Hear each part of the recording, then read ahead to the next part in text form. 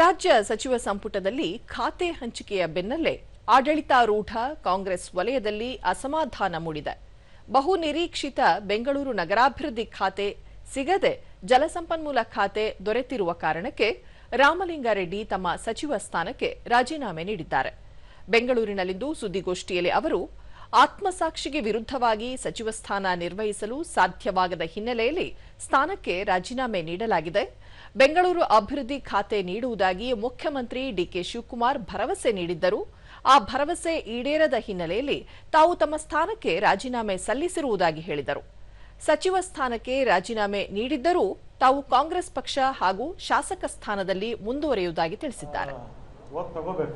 ಅದರ ಹಿಂದಿನ ದಿನಾನೇ ನಾವು ಹೋಗಿದ್ವಿ. ನಾನು ಕೃಷ್ಣರಾಜು ಅವರು ಇಲ್ಲೇ ಇದ್ದಾರೆ, ಅವರಿಗೆ MLC ಸೀಟ್ಗೆ ರೆಕಮೆಂಡೇಶನ್ ಮಾಡೋದಕ್ಕೆ ಹೋಗಿದ್ದೆ ಕೃಷ್ಣರಾಜು ಅವರಿಗೆ. ಆಮೇಲೆ ಕೃಷ್ಣರಾಜು ಅವರು ಅವ್ರ ವಿಚಾರ ಮುಗಿದ ಮೇಲೆ ನಾವಿಬ್ಬರೇ ಪರ್ಸನಲ್ ಆಗಿ ಕೂತಿದ್ದಾಗ ನಾನೇನು ಇವ್ರನ್ನೂ ಯಾರು ಶಿವಕುಮಾರ್ ಅವ್ರನ್ನೂ ಕೂಡ ನಾನು ಮಂತ್ರಿ ಮಾಡ್ಕೊಳ್ಳಿ ಅಂತ ಕೇಳಲಿಲ್ಲ, ಅಥವಾ ಸಿದ್ದರಾಮಯ್ಯವ್ರ ಹತ್ರ ಹೋಗಿ ನನ್ನ ಮಂತ್ರಿ ಮಂಡಳಿ ಸೇರಿಸಿ ಅಂತ ಕೇಳಲಿಲ್ಲ, ಅಥವಾ ಹೈಕಮಾಂಡ್ಗೆ ಹೋಗಿ ನನ್ನ ಮಂತ್ರಿ ಮಾಡಿ ಅಂತ ನಾನೇನು ಕೇಳಿರಲಿಲ್ಲ. ಮಾಡಿದ್ದಾರೆ, ಸಂತೋಷ. ಮತ್ತು ಅವತ್ತೇ ಶಿವಕುಮಾರ್ ಬೆಂಗಳೂರು ಪೋರ್ಟ್ಫೋಲಿಯೋ ನಿನಗೆ ಕೊಡ್ತೀನಪ್ಪ ಅಂತ ಹೇಳಿದ್ರು.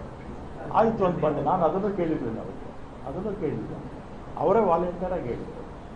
ಆಮೇಲೆ ನೋಡಿದ್ರೆ ಈಗ ಜಲಸಂಪನ್ಮೂಲ ಕೊಟ್ಟಿದ್ದಾರೆ. ನಾನು 2 ಬಾರಿ ಕೂಡ ಅವರೇ ಕರೆದು ಕೊಡ್ತೀವಿ ಅಂತೇಳಿ ಆಮೇಲೆ ಬೇರೆಯವ್ರಿಗೆ ಆಯಿತು.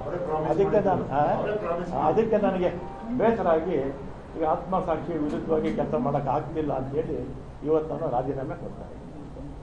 ಆಮೇಲೆ ಕಾಂಗ್ರೆಸ್ ಪಕ್ಷದಲ್ಲೇ ಇರ್ತೀನಿ, ಕಾಂಗ್ರೆಸ್ ಶಾಸಕನಾಗಿ ಮುಂದುವರಿತೀನಿ, ಅದರಲ್ಲೇನು ಎರಡನೇ ಮಾತಿಲ್ಲ.